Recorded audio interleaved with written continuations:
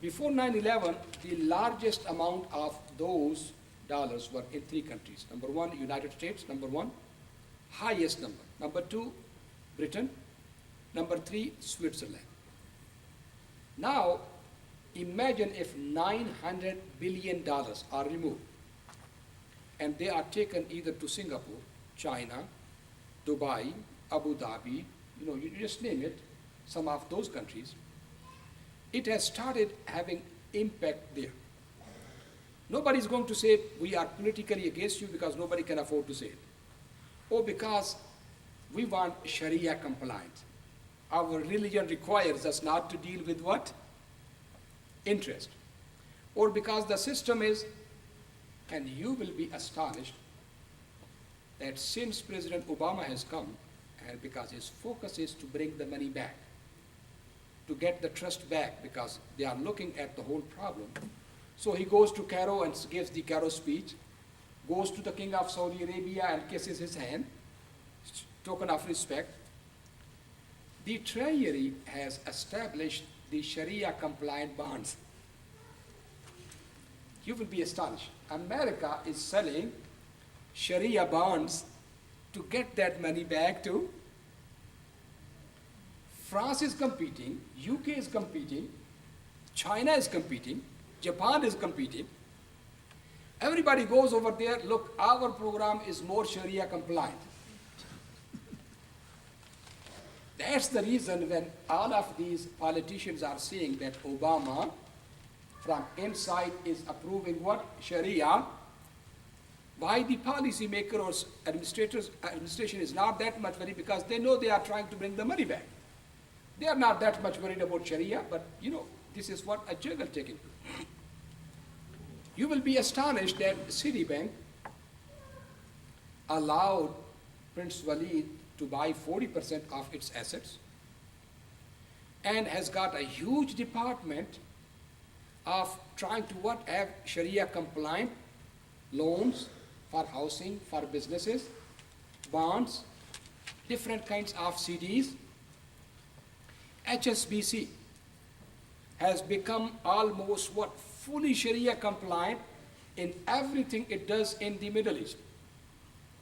Dutch bank, German bank, they have hired Muslim jurists, paying them $1 million as retainers to tell them how to make it Sharia compliant. You will be astonished after all of these mortgage issues which took place over here, because most of these mortgages were sold to the Europeans, because Europeans were becoming very powerful in the economy. Our smart guys sold those mortgages to those banks and then filed bankruptcy. They went absolutely done. There's so much game going on. I'm not an economist, but I'm just telling you what I can tell you. Europeans themselves felt that this system has destroyed us. Those banks who were dealing with the Islamic finances, some of them were working in Europe and England, because number one, Islamic banks are required not to deal with something which is un-Islamic. So weapons they don't deal with. Alcohol they don't deal with. The technology which is killing people they don't deal with. Most of them focus upon real estate as well as something tangible. And because it is connected with risk, that the partner shares the risk as much as he shares the profit. So when they make 100%, the partner shares 50%. So their return has been from 22% to 50 to 100%, and their risk has been shared by the bank, not like our banks that if we make money, you give us the fixed one. If you lose, it's your responsibility, it's not our responsibility. So what happens? Number one, in Britain, in France, almost 60% of the people who deposit their money in the Islamic bank are non-Muslims. 40% depositors are non-Muslims, and 60% people who take the loan are non-Muslim.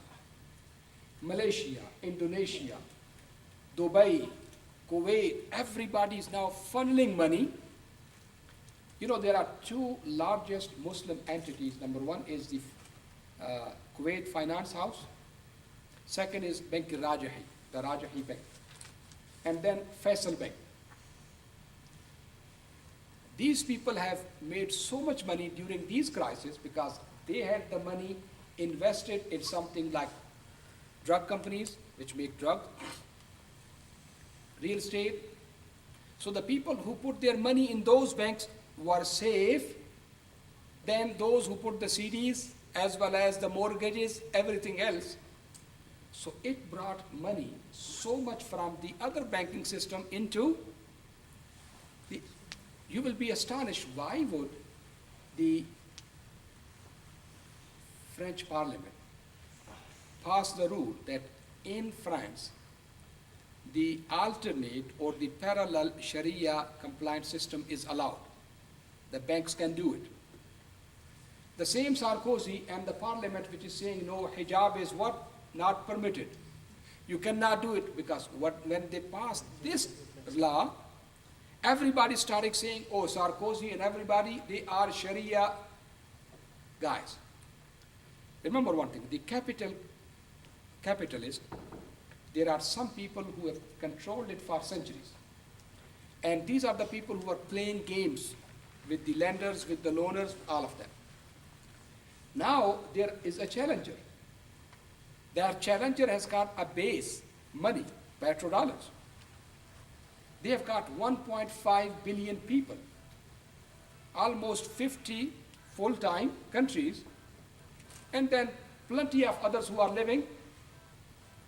And this world has become a village. You know, it's no more. Anything happens anywhere, you get it, what? So those things are challenging. Non-Muslims are converting their accounts to make the truth of his religion, Sharia, the nice, the tolerant, and the peaceful nature of his religion known to the people. Because nowadays people don't give, I will say, much attention to religiosity, spirituality, but they do give a lot of attention to money, politics. So now Sharia is coming through that one, and then when they will get to know the original message of Sharia, the justful nature, and where everybody is treated equally, everybody is going to start respecting what Islam stands for. So I am not afraid of what's going on. Actually, I'm very much optimistic that through all of this flood, there's going to be so much cleanliness, so much awareness that Allah subhanahu wa ta'ala is going to be bringing the true message of Islam back to the world. May Allah subhanahu wa ta'ala make it easy, and may Allah subhanahu wa ta'ala accept all of us.